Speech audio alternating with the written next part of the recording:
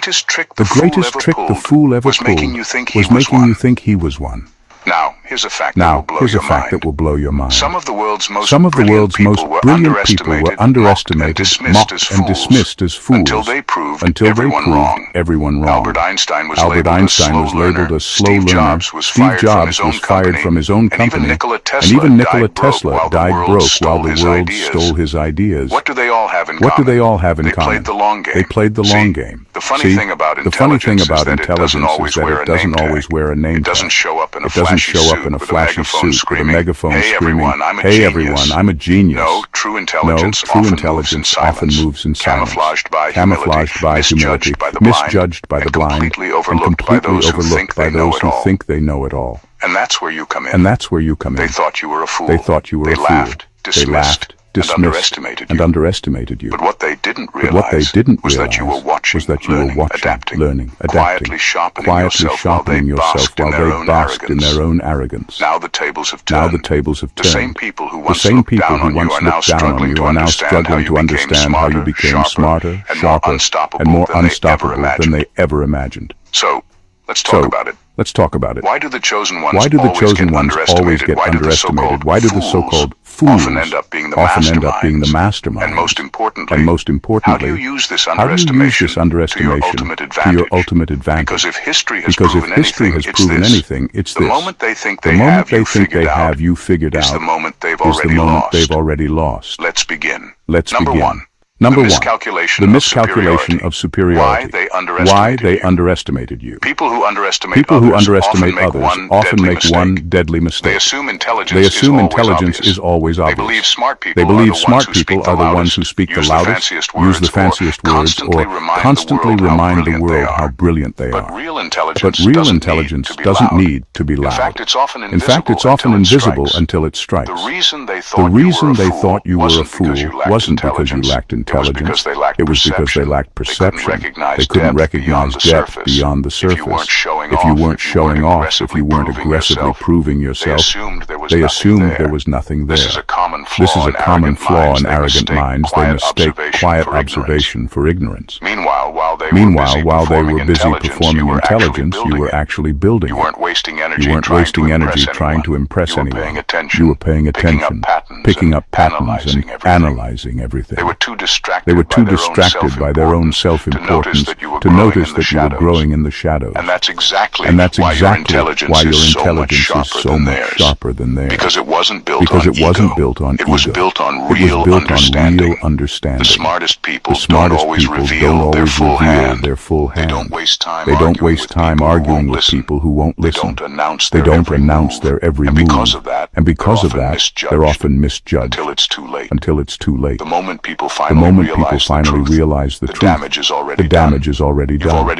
You've already surpassed them. You've already outmaneuvered them. And now they're the ones struggling to catch up. The irony, they were so convinced of their own superiority that they never saw the switch coming. The very arrogance that made them underestimate you is the same arrogance that blinded them to your rise. They thought you were a fool. But the only fools here were the ones who assumed they could see everything without ever looking deeper. Number two, society's lie. Why the loudest person in the room is usually the weakest. Society has tricked people into believing that the loudest person in the room is the smartest. Confidence gets mistaken for competence, and flashy words are confused for deep thinking. The truth? Most of the people who constantly talk about how intelligent they are aren't. Real intelligence doesn't need a spotlight. It doesn't need to dominate every conversation or prove itself in every room. It just is. The problem is, people who love the sound of their own voice often don't realize they're exposing themselves. They think talking over others makes them look powerful, but all it really does is reveal their insecurity. People who are truly smart don't need to interrupt, overshare, or force their opinions down people's throats.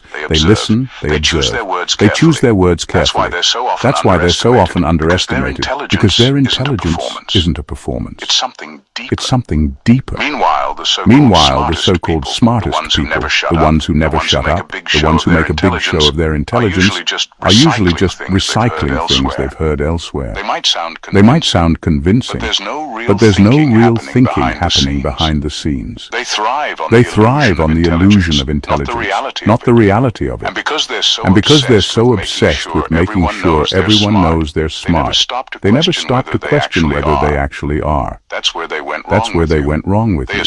They assumed that because you weren't constantly announcing your intelligence, you didn't have any. But while they were busy showing off, you were busy learning.